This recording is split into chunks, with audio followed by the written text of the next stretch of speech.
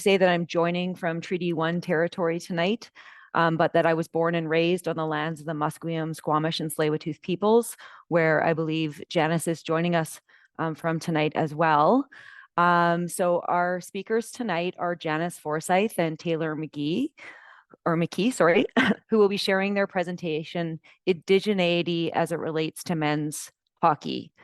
Janice Forsyth, member of the Fisher River Cree Nation, is a professor in the Faculty of Education, School of Kinesiology at UBC. Her research focuses on Indigenous sports in Canada. She is co-editor of the recently released Decolonizing Sport from 2023 and author of Reclaiming Tom Longboat from 2020. Taylor McKee is a researcher committed to analyzing the sociocultural intersections of sport and society. He is dedicated to nurturing his students' sense of intellectual curiosity while helping them develop the academic skill set needed for success in sport management. Taylor has published on topics including Olympic history, sport in residential schools, hockey history, monuments and historical memory, and masculinity in hockey. He is a versatile researcher with a passion for sport, education, and collaboration. After the presentation today, as Cheryl mentioned, we'll invite questions from the audience using the Q&A function. But if questions arise as the presenters are going, you're welcome to put your questions in there. So I'll turn it over now to our presenters.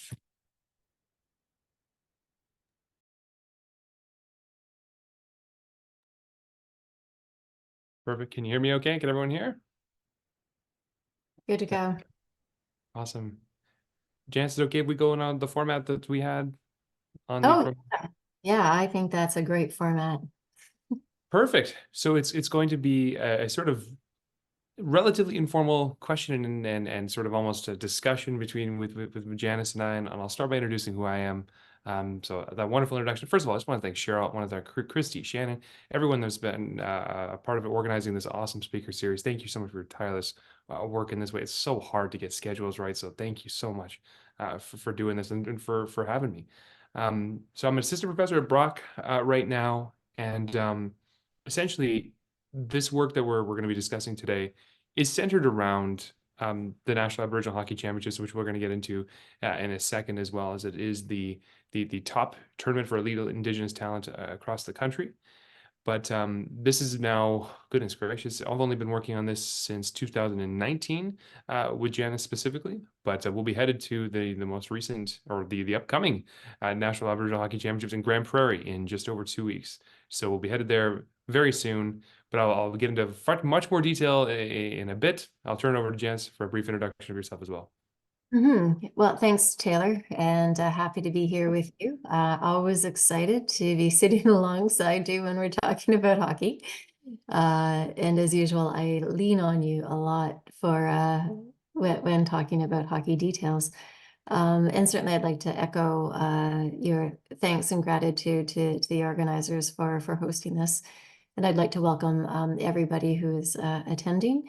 I think my bio kind of is pretty clear and self-explanatory. I've been doing this work for a long time now, and UBC is my fourth institutional home, and really happy to be here, especially because they created a very specific position in Indigenous physical culture and wellness, and so it's nice to be able to sit squarely in my area of work here at UBC.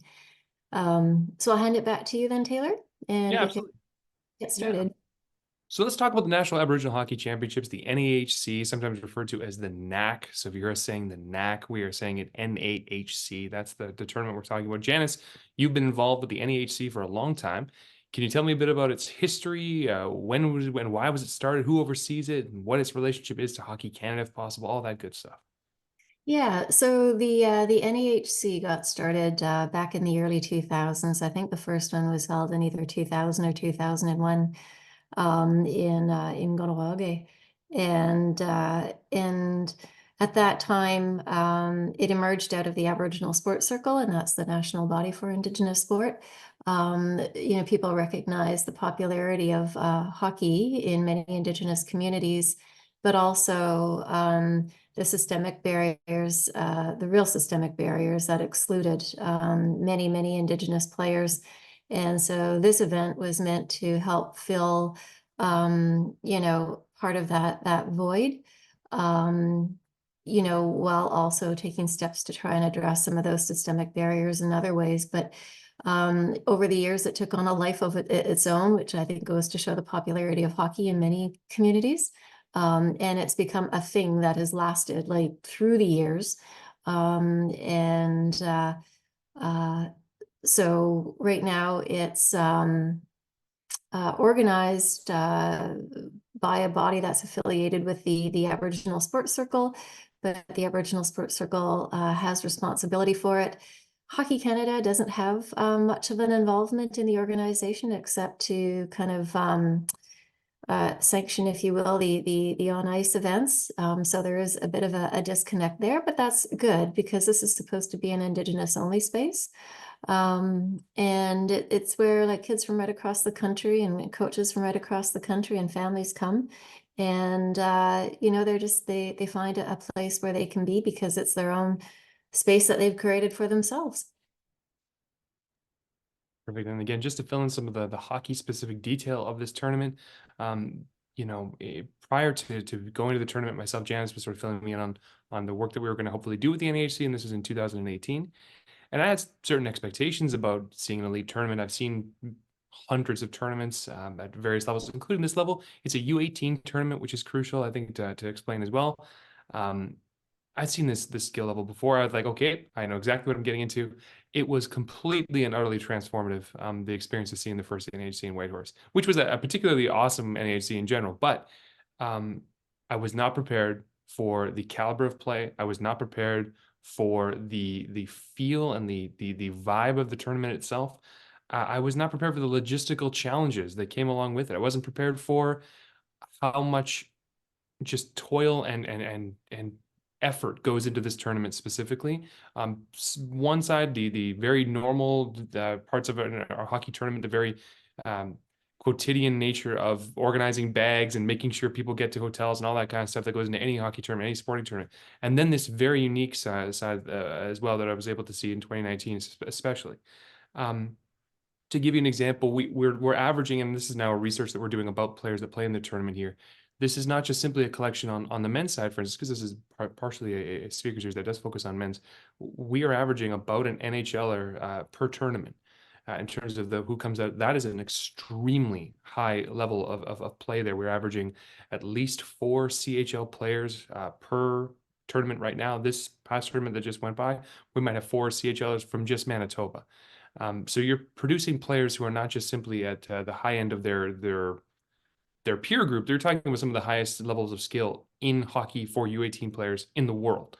So, and on the girls' side, we've averaged just under 6.5 NCAA scholarships and just over 16 U Sports scholarships per tournament right now. So there is a very articulate argument to be made. This is one of the top U18 tournaments in the entire world. Now, whether or not that's a recent phenomenon or if things are getting better, something that we've been sort of researching ourselves with the caliber of player. There are problems that come along with that. I'm sure that we've discussed at some point during the speaker series as well, the pressures that come with that caliber of play, the disruption to schedules and the ability to recruit players. For instance, there are 2 Indigenous players right now, one of which is going to go probably first overall in the 2026 NHL draft, who will not be attending an NAHC. And there's a player that's going in the top 5 of this year's NHL draft, Caden Lindstrom, who was not attending NAHC. So this is not even, there are even more skilled Indigenous players that are just outside the grasp of the NAC right now. But for right now, it is 100% one of the top tournaments that takes place every year in Canada. And that was definitely a major learning curve for me, was just how skilled these boys and girls were when they were playing. But that was definitely something that I wanted to make very clear to everyone else who, if you've got a hockey specific knowledge here, and that's one of our challenges is to make sure that we can evangelize properly the tournament's successes and who's able to have come through this tournament. And I think from there I can sort of provide a brief overview of the work that we're doing with the NAHC as well. And we've been fortunate enough to have I think now, I think there are 3 in total major grants. Janice, does that make sense? 3, we have, we're so fortunate enough to have a Shirk Insight grant that created the Indigenous Hockey Network. We've had a Shirk Insight Development Grant that has helped with our work specifically with the Manitoba Aboriginal Sport and Recreation Council. And we have a MyTax grant, which is specifically about providing internships with the MESRC in general. And I think that that's a really, really, really fortunate sort of circumstance for us to be in, because we haven't just been able to go and research a lot of the topics related to Indigenous hockey. We've been able to actually get students involved with a PTASB, Provincial and Territorial Aboriginal Sporting Body, like the MESRC, which are really the stars of our research show here. And we're going to talk about them throughout our talk today. But the Manitoba Aboriginal Sport and Recreation Council, I mean, Janice can attest to this, have been just an absolute ideal partner. And when you looked at the regions across Canada and at the actual National Aboriginal Hockey Championships, it's not a simple breakdown of just BC, Alberta. There are different geographic denominations, which makes sense given that there are different geographic areas that are more significant to Indigenous people. We have Eastern Door in the north. We've had a team north. We've had a team Nunavut. We've had a team Yukon at one point. So we've had this sort of vacillates in the north based on logistical and financial challenges.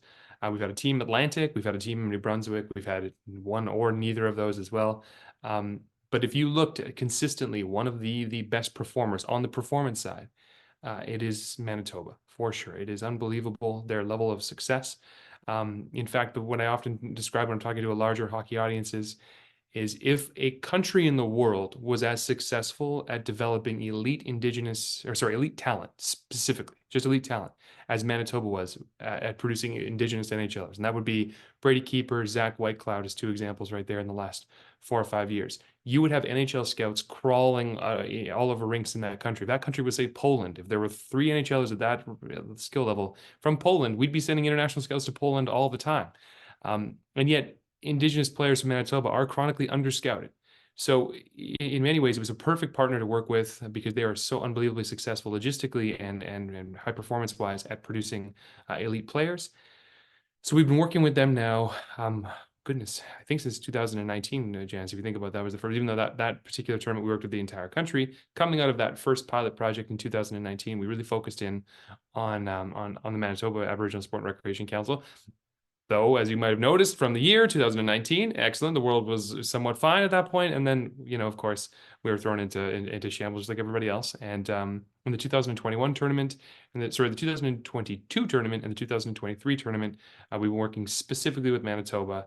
And I think that that's something that it's crucial to understand that our work is dependent on the partnership and the support of the MESRC. There is no research work that we can do about this tournament without their amazing stewardship and their genuine care and concern for our interns as well. I mean, they've been so good to the interns that we were able to send them, whether they're working directly at the NHC, whether they're at the NEG taking pictures, whether they're running communications or assembling a sport court in downtown Winnipeg. I mean, they've been able to get lots of experiences working with them. But I think at this point, we should probably back up a little bit, Janice. I think if you could. There's a history to how we got here. Can you tell us a bit about the history? Because it's critical and often fades to the background in discussions about hockey. Yeah, sure, Taylor. So if we go before to 2019, like this project really emerged out of much broader concerns about how the mainstream sports system understands Indigenous sport, and in this case, Indigenous hockey. Because as someone who researches in the space and also volunteers in the space, one of the questions that we often get, as volunteers sitting at the Aboriginal Sports Circle, and I'm sure the PTSABs do too, is, what makes your event different from our event, a mainstream event, other than the fact that you're Indigenous? And because one of the, assumptions is, for a lot of people, is that the way in which they measure success in the mainstream system can be used to measure success in Indigenous sporting contexts. And we knew at the Aboriginal Sports Circle and even at the NAHC, because I talked about how its origins aren't necessarily rooted just in performance. It's about addressing discrimination, both overt and systemic, and also just reinforcing culture in sporting spaces. So, you know, what does that look like in the context of, you know, measurement and evaluation? So there was that concern. And then the other concern that dovetailed with it was in about 2018, the federal government gave about 50 million to Right to Play in order to scale up their, you know, development program. And that created, you know, just alarm bells throughout the country for Indigenous people because, and especially in sport, because, you know, we couldn't figure out why they wouldn't be working with us to scale up our models for sport. And so, you know, the work that we're doing now with the MASRC originated from those twin concerns. And so this project is embedded in kind of that larger effort to try and look at Indigenous sport and hear, you know, Indigenous hockey from Indigenous points of view. And, you know, I keep going back to that one story, you know, with the executive director for the MASRC when we were all on a phone call, because back then it was phone, you know, we didn't have Zoom, you know, on the phone call. And we were trying to figure out, like, what kind of questions do we need to ask ourselves to come up with like a different way of, you know, measuring, you know, creating a statistical picture of who we are. And I think we did that. We went around that circle for about 2 years. And finally, Mel, who's the executive director there, she said, out of frustration, oh, for crying out loud, I just want to know how many of my kids are in care, right? Meaning like in foster care in Manitoba. And so that was kind of the big kind of aha moment, if you will, where we thought, okay, we're concerned about kids in care, about taking care of our kids in the communities. And that's probably not like the type of question that people in mainstream hockey would be asking about their kids. And so through all of that, we've come to realize that, you know, these people just, you know, they want to create an understanding of their athletes as humans, you know, who are working through particular issues. And so, you know, if we factor gender into that, you know, the way in which gender is understood in the mainstream society isn't necessarily the way it's understood at the MASRC. So the prevalent concerns that exist outside are certainly important.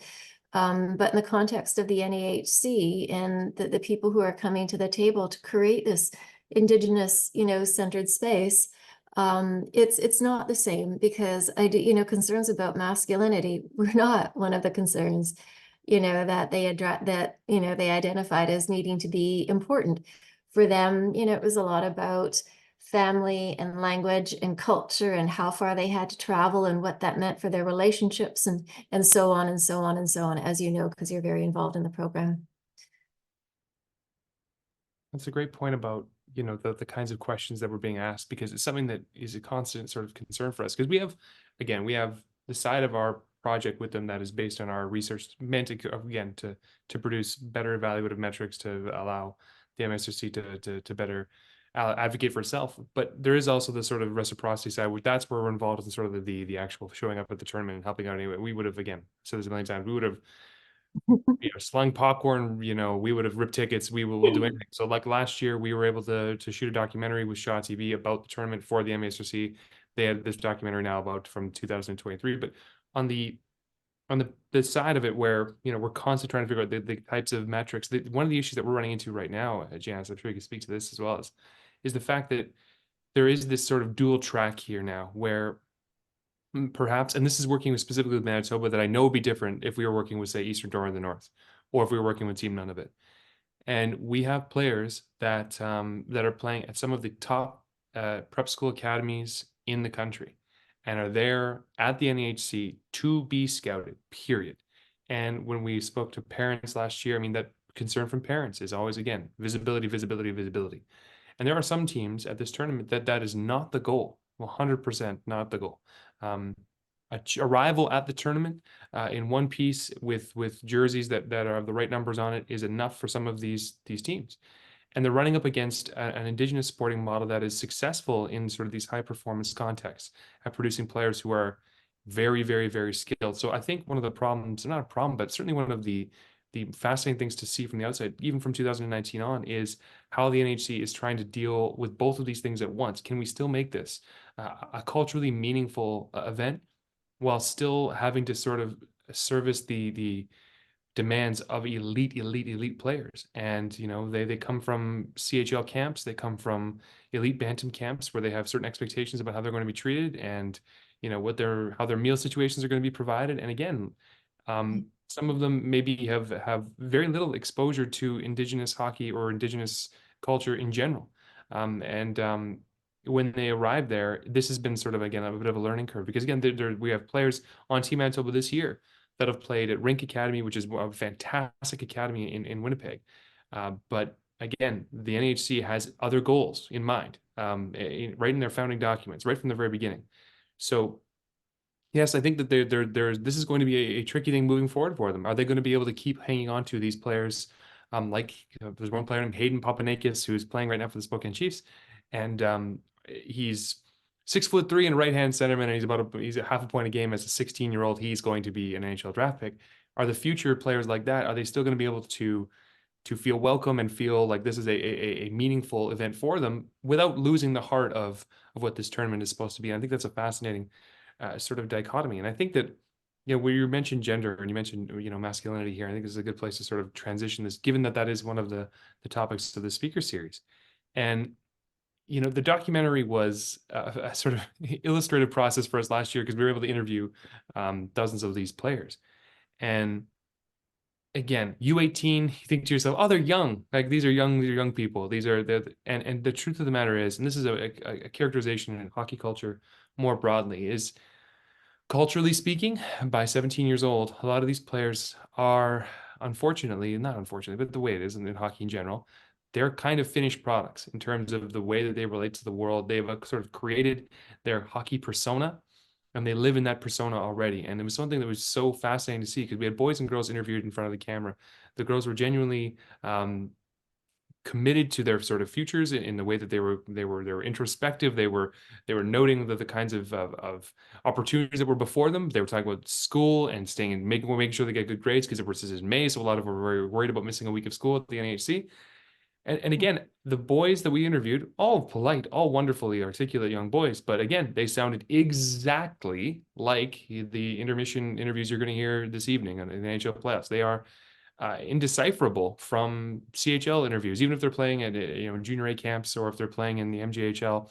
It didn't seem to matter. So something that we were definitely aware of very quickly is the expected roles that exist for young men and young women were certainly set in a lot earlier than people probably expect. It's a question that I often ask, is when do these sort of tropes get drilled into players?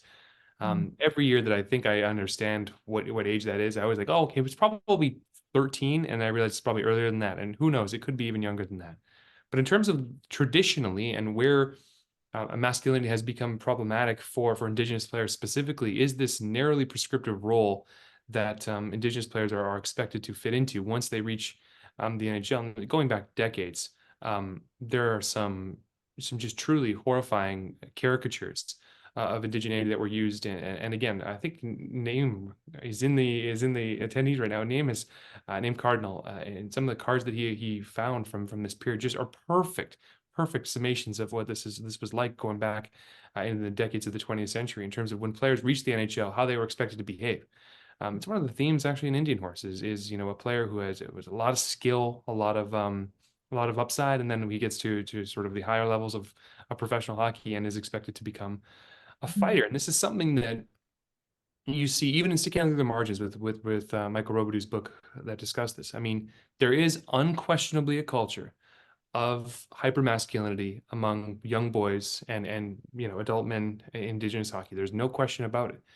Hockey has a sort of hypermasculine relationship that I'm sure you've explored in great detail throughout the speaker series at this point. But it is especially true when it comes to, and there are, whether it relates to honor, or whether it relates to sacrifice, or whether it relates to any of the sort of tropes that you see ascribed to Indigenous players, these boys feel it. There's no doubt about it. And there are many examples, including one of the players that is actually on the coaching staff of Team Manitoba right now, and that's Michael Furland, who himself faced barriers, not to the extent, recapitulate the deficit narrative that we've heard so many times, but he went through some challenges financially when he was playing. And this is a player that had a lot of skill, and he was also a pretty tough customer. He gets to the highest levels, and the expectation is to be tough. his career did not, last as long as it could have, perhaps. And we've studied this at some length now when it comes to what kinds of pressures they're feeling, but you definitely sense it. There is a palpable sense of, the expectation to not just be tough as a hockey player, to be even tougher, because you're going to be expected to endure more. And that's something that, again, you hope a 16-year-old, a 17-year-old isn't feeling, but you definitely see it the minute you show up at that tournament again. And these games are extremely competitive. These games are extremely rough. There are routinely fracases. This is just true among all of U18 elite tournaments, but it's a pretty rough tournament, the way you would expect for competitive rivalries between regions. And it's something that definitely there's an avenue for further inquiry in here for sure. And I think that there hasn't been any like real longitudinal study of Indigenous masculinity as it relates to players at this level, and maybe that's something that can be brought to the forefront here. But it certainly is, I think that the main takeaways right now, actually, you know what, I'll turn this back over to Janice for a second. Janice, do you have any sort of comments on that relationship between masculinity and indigeneity? Yeah, I do. And I'm also mindful of our time to allow for Q&A, but I did want to point out a couple of things. And one is to your point about how the NAHC is trying to be everything to everyone. And, and that's a really tough space to be, because of course it cannot be everything to everyone. But it's also, I think, a sign of how Indigenous sport often operates in a resource-poor environment. People think that there's a lot of money that goes to support these initiatives, and there aren't. There's no sponsors. Government is the only funder, so these events are, self-funded basically. And so you bring up like a really good point where, many of the organizers right across the country, when this event first got started, had this idea about, creating a space for Indigenous youth for the future. And I guess, it's one of those examples of be careful what you wish for, because you just might get it.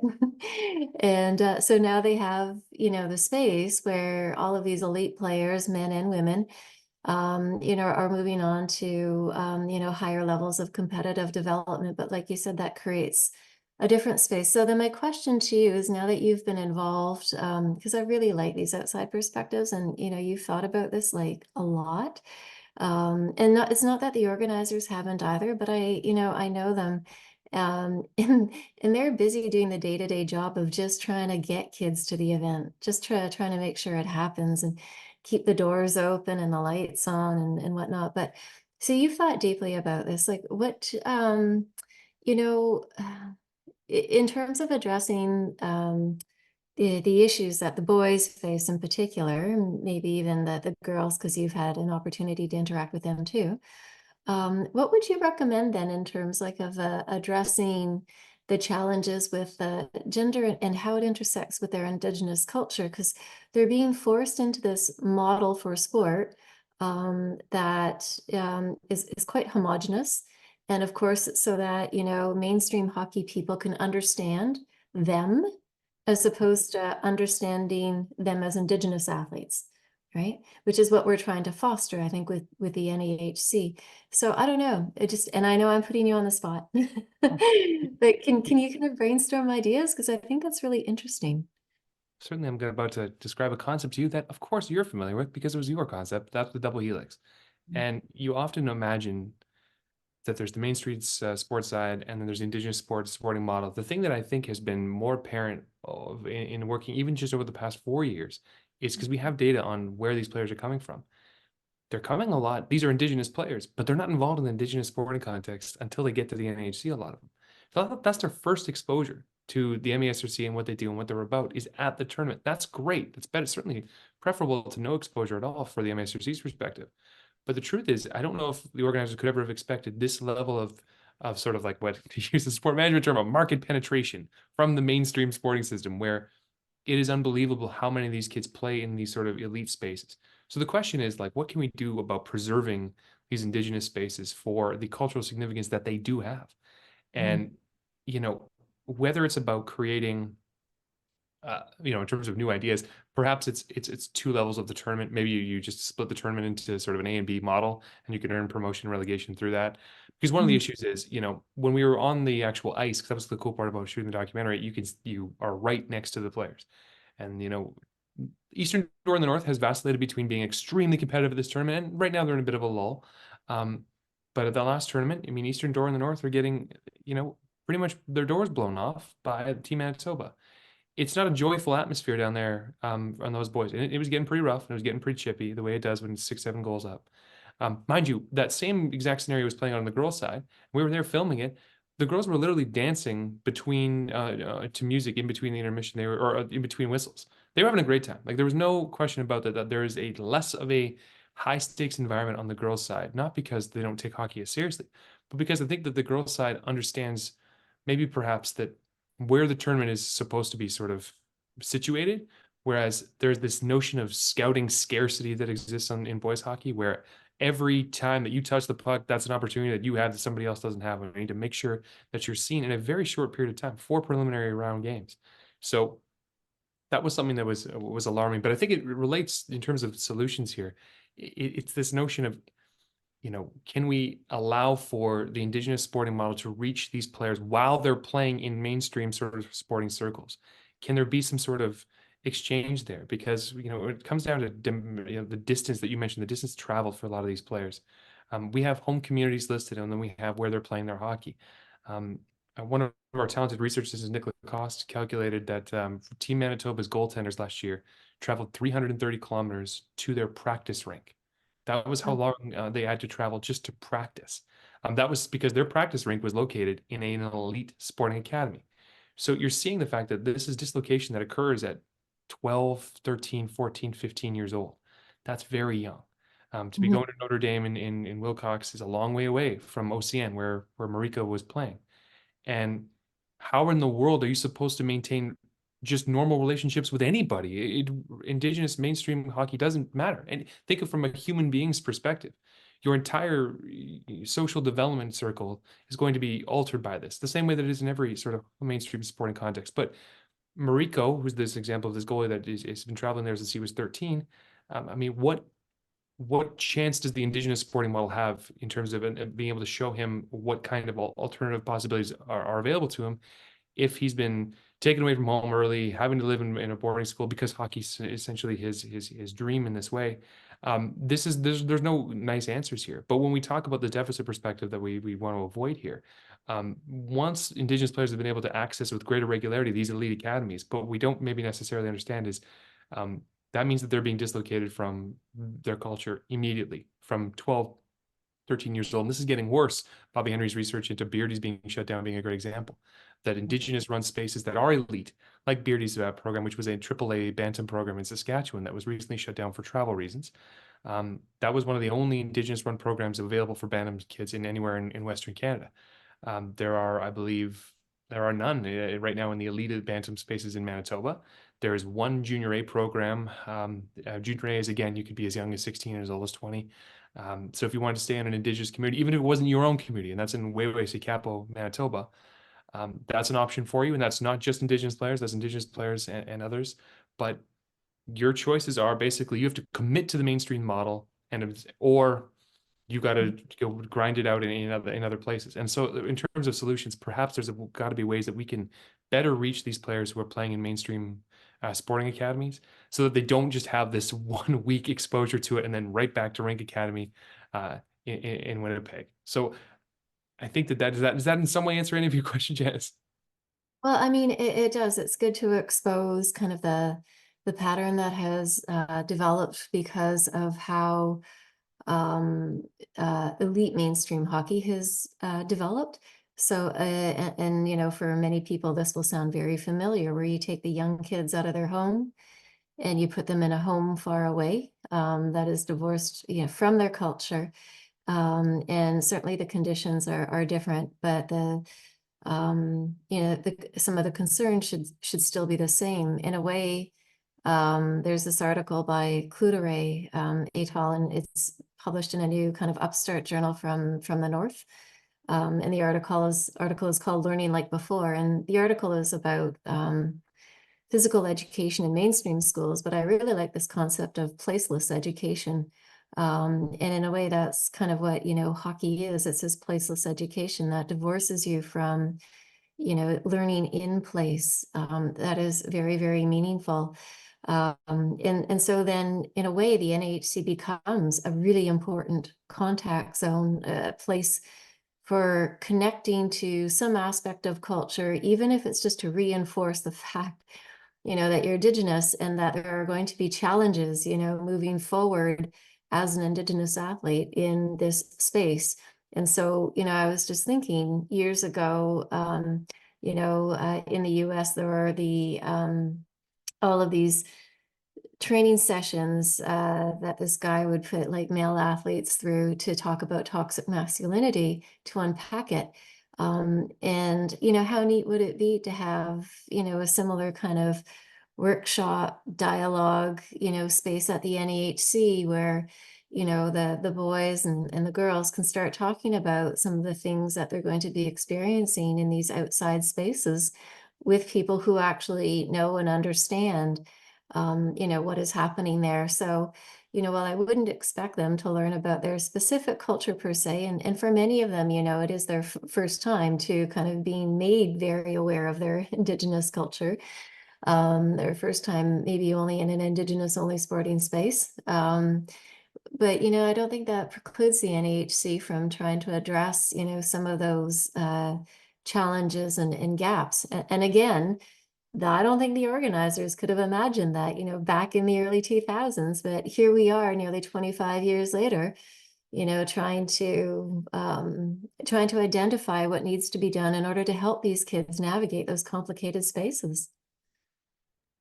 I mean, Janice, my first thought is that sounds like an amazing idea for a workshop there. And then I thought to myself, I don't know if the coaches team Manitoba would go for that because they are so locked in on making sure these players have the right their pregame rituals as close to their club atmosphere as before. And this is, I think, where maybe the problem is here, where it's like they're going to have other opportunities to get scouted, I hope, right? And that's sort of the issue, is that we want to celebrate the successes of the tournament, but if we completely turn this into just essentially what used to be called the Masculinity tournament in Calgary, if it just becomes another version of that, then I don't know if that's necessarily what the organizers had in mind. So it's like, the more we try and pull players into this sort of cultural space, I think you've noticed this, Janice, the more friction you get from coaches. You were trying to drop off surveys. I mean, one region never even handed it in, just one, my home region in Alberta.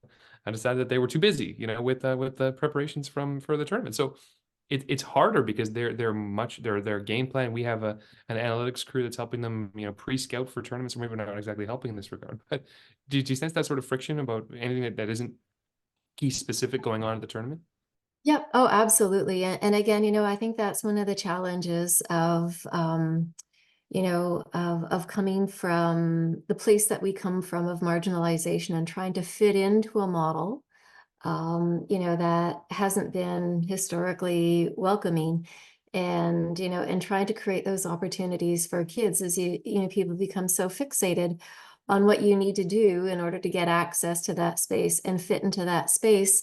Sometimes people forget that we need to take a step back and think about what is actually happening when we do that. And so, to your point then, which is a really good point, there's process for working with these organizations. Maybe an argument could be made to the Aboriginal Sport Circle, or even to the PTSAB leaders, the provincial and territorial sport body leaders, of why this work is so important and how it's going to help their kids, not just performance-wise, but also with who they are as people, with their mental wellness, their emotional wellness, in order to try and balance that out. And if they choose not to, that would be interesting too.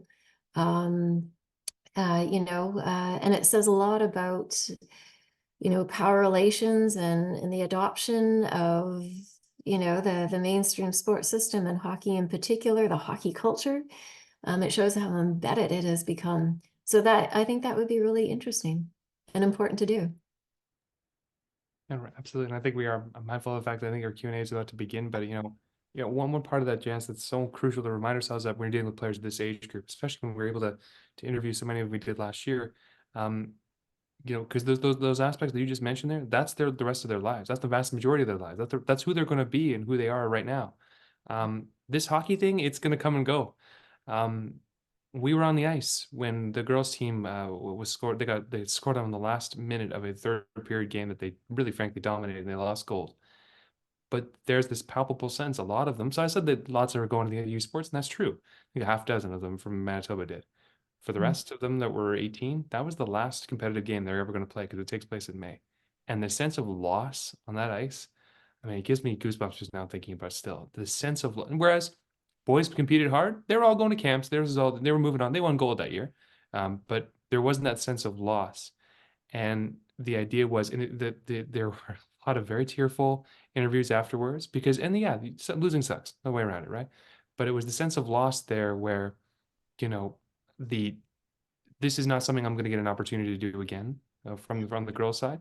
That was particularly heartbreaking, and any opportunity we have to sort of allow players to sort of sit in the space of who they are after hockey, because that after hockey comes really fast. I don't know if they'd even realize it at 16, but many of them have 1-2 years left ever in terms of this high level competitive hockey, and they're going to have to be who they are forever, much longer than that. So certainly that was a meaningful experience. But again, I should turn things over now to the Q&A part, which I believe is we are over time for. So sorry to Shannon and to Cheryl and Christy and Teresa. Sorry. I could have just sat listening, so that was good. I have two sort of housekeeping things to do before we go to Q&A. So I'll invite people at this time or my colleagues to consider the questions that they might want to ask. The first was around the learning like before, which I know as soon as you said that, Janice, I was like, "Ooh, I've got to look this up." And I see that Leanne Simpson is involved in that as well. So is that the right link that I've just put in the chat for that? Okay, excellent. And the second one, Taylor, I was trying to look it up, but Denise has asked about the documentary. Is it available already? So it's through the MASRC's YouTube page. And I don't know why it was done through Shaw Spotlight. So Shaw was the one that broadcasted on television. Now we have the YouTube version of it forever. But I've given it to the MASRC to make sure that they are the ones that distribute it. They haven't put it on their YouTube yet for some reason. I think it's just a matter of like file transfers. I have a private link to it right now to see it. But it was already broadcast on Shaw, and it aired on Shaw, I think, about a dozen times last year. And but yeah, it's just a very simple. We didn't know what we were doing. We had no idea what we were doing. So we were not exactly, Michael Moore shooting these perfect documentaries. We were just told to use a camera shot, trained us how to do it, and we just interviewed parents and players, and we just gave a very, very, very family friendly view of what the tournament was and how everything went. We were lucky because they both played in the gold medal game. If you're comfortable putting the link in there, go for it. But if not, you could always send it to Cheryl afterwards, and then we can put it on the website. Cheryl, I don't know if I'm promising things we can't actually do, but so I've actually been live tweeting this and would love to add it. So I'm just fangirling over here. I was like, how many of us were looking things up as they were saying, "Ooh, I want to find that resource." So thank you for that. I'm not sure it is available publicly. Is it, Taylor? One day I'll figure this out. Yeah, it's Gabby Wishart. This has nothing to do with their willingness. It's just a matter of the tech thing. I will again just politely be like, you can just publish it anytime you want, Gabby. I think she was worried that Shaw was going to get upset with putting it on YouTube, but Shaw, this is not they wanted to give it to the MASRC as part of our conditions of working with them. So it aired, but it needs to just go on their YouTube page. So once it gets on the MASRC's YouTube, I will send along that link. I promise. Excellent. Thank you so much. I don't see any newer questions in the chat, so I will start with one of my own. And mine is more of a comment, but I wanted to say I was so struck, Janice, when you said an understanding of our athletes as humans first. And I just wondered if you wanted to speak more to that and how that in and of itself is a resistance to the commodification of athletes in sport writ large. Yeah, well, I think, early on in the project, when we were first starting out there, Taylor, we were talking about the statistics, that, that kind of define athletes. Like you're a statistic, you're a number and not I mean, you are a name, but I mean, they know you by your numbers, right? And so that's how athletes become known, is like how many shots. And I mean, Taylor could go into detail as he does, because he's really good with that. But they become defined by that. And the way in which our PTSABs, our members, were talking about their athletes wasn't solely that. And it wasn't even firstly that. It was just like Mel said, I just want to know how many of my kids are in care, and they want to be able to develop them as people. And then the question became, well, how do we represent that in numbers? Because clearly in hockey circles, they understand numbers, right? So if we're going to have a dialogue with hockey, and again, it goes back to, work that we were reading early on, like Maggie Walter and Chris Anderson, Indigenous statistics. How do we create this alternative statistical picture for Indigenous athletes in hockey that is meaningful to them and that humanizes them, as opposed to dehumanizing them by turning them into this commodity? And it's not to say that, the statistics that humanize them can't then be turned into a commodity. Of course it can. But from our point of view, when we were really kind of starting out and developing the survey, it was all about creating a more humanizing way of looking at our athletes. And that's actually just what we meant by it. And so, our survey, which is like, the strangest hockey survey ever, is really about trying to humanize them. And the funniest part is, though, is like, how many iterations do we have now, Taylor? 5, maybe? This will be our numbers. This is 6 this year. Yeah. Six. Okay. And so we're in the 6th iteration. So we're starting to generate long-term data, right? Where we can see patterns. It's still hard for some of the members to see, what it is. Like they know what it is and they know it's important. It's really hard for them to pull themselves out of hockey, and then put themselves into the space that they say they want. So there's this kind of disconnect between the way they talk about it and the way then it gets represented as numbers. And we're still trying to work through that, but they see value in it. So we just keep going. Taylor, I don't know if you wanted to jump in on that or if I could go to my next question. Or Just real quick, again, the statistical pictures are, again, Jess, and this so much of this project has become an exercise in learning about survey construction, things like that, because again, surveys are only as valuable as the amount of time that you can get players to actually meaningfully answer Likert scale survey questions, which are really quick. When I was in member 2, we had carved out about an hour and a half for the teams to complete their surveys. The boys were done in conservatively 3 minutes. The girls were done in an hour and 29 minutes and maybe 58 seconds. And there were questions and there was, discussions being had among players. And that's really not my role in that survey time. It's just basically just distribute the surveys and stay out of the way. But again, there was much more meaningful engagement. So that data is not, though it appears all the same on the output, we knew going into it, we're like, shoot, well, those boys wanted to get back to doing the hockey thing very quickly. yeah. They realized, I can write 7s down real quick and I can get out of here extremely fast. And that's a problem we run into. So now our new version of the survey is not pen and paper for this reason. It's a little more, it forces them to take a little bit more time. But again, anything we do, any intervention that we offer takes away from preparation for the Saskatchewan game and takes away from preparation from the Ontario game. So this has become a problem. Is like we've talked about this, Janice. What do we just deal with the girls team moving forward and just say, like, we just say, look, the Manitoba boys are just too, elite right now for interventions of this sort. They're just too a part of that system. Maybe it's like we have to do it before the tournament has even started or something like that. But yeah, certainly the statistical pictures that we've created are not perfect for this reason. The reason that any survey goes through, which is I think a bit of a rocky road. Mm-hmm. That makes me think about what you were saying earlier about the persona, right? Like answering all questions as though you're in a sports interview. And I know in the research, the very small study that Teresa and I did, we actually noted that in our analysis, like how we all felt that so many of their answers were canned as though they were in the middle of a sports interview. And it's like, no, I want to get in there. I want to find out about you as a human, right? And so how difficult that is, because the hockey persona and hockey masculinity interferes with that. Mm-hmm. Yeah. I wanted to know a little bit about coaching, and then I'm going to go to a question from in the chat here. But To what extent have you looked at the role of coaches in pushing back at some of the normative elements of hockey culture and how it is different in this context? I'm going to pass that over to you, Taylor, because I think you would be able to say more about that. From what I know, the origins of our project didn't focus on that. It really focused us just on trying to understand the athletes. Again, it was, the PTSABs just wanted to know who their athletes were and how could they do a better job of supporting them, as young Indigenous players. So our focus initially was just on the athletes, and I don't think that's changed too much. Oh, and Janice, I think Dallas Houck's master's thesis really gets into coaching. He did a lot of interviews.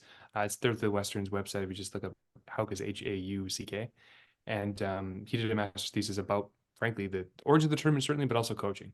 And one of the things that came up in that master's thesis, and he was at part of our research team in 2019, is this importance of mentorship that goes with it. So, for instance, Michael Furlan was the head coach of the boys team last year. He played in the NAC himself.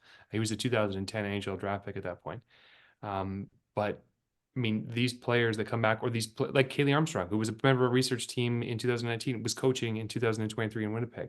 This notion of stewardship that these coaches feel towards these players. They want to make sure that these players, because another thing I should mention again is very unusual at the NAC is that you can have 14-year-olds. I think the youngest player we've come across was in 2019. She was a goalie. She was 13 years old, playing in a tournament where 18-year-olds were. We've had 15-year-old boys. We've had 14-year-old boys playing as well. If I was playing in a tournament, and that would never, ever, ever occur really in any mainstream hockey tournament you would see of that elite, of that sort of highest sort of level, a 14-year-old playing in that tournament. When I was 14, the thought of playing as 18-year-olds would have scared me to death. So, I mean, the notion of having people there that have been through this tournament, they're able to sort of, hold their hands through that process. That's where the coaching part comes in. Think about it, in Manitoba is extremely fortunate to have such a strong coaching system. There's probably another reason that we always suspect that they're doing as well as they have. Hayden Yaremko is an assistant coach there, played in the tournament. Scouts, he's a hockey agent in Manitoba right now. And all three of the coaches on Manitoba's boys side are ex-players themselves. So a lot of them go back into this notion of giving back to the tournament because it's an enormous amount of work too. I mean, they got scout players they've never seen. They got to contact parents they don't know that are playing at academies all spread out throughout Canada. And Janice, they also have to deal with that very uncomfortable notion of status too, which is something that a lot of these coaches, are not really equipped to handle those discussions. And so there'll be players that they don't know necessarily who just sort of materialize, and then they have to sort of vet in a very informal sense their status questions, and that's a very, very, very tricky sort of part of that. But again, all while trying to make sure that these players know what to do on the power play and know what to do on the breakout and do all the things the coaches do. So certainly it's a crucial part, but sorry to take so much time on that question. And then it just by status, you mean Indigenous status, Indian status. Okay. Exactly. Yeah. Like in the new team New Brunswick in 2019 being an example of that. Excellent. So it seems a perfect ending that I'm going to end with a compliment in the Q&A, actually. And there was also a comment from Denise saying thank you so much, but they had to leave. So this one's from Naeem. Taylor, you said their name earlier. Am I saying it correctly? Yeah. So I'm going to quote now. First of all, thank you both for your valuable work. I love what you are both doing. You are both people whom I admire. I really appreciate that idea about humanizing players and not getting caught up in their stats and numbers. I very much agree that there is more power in lived experience and story than anything else. This has been an awesome webinar, and I would agree. So I'll invite my colleagues to turn their cameras on and to say their thanks as well. But I wanted to say from all of us how much I appreciate you.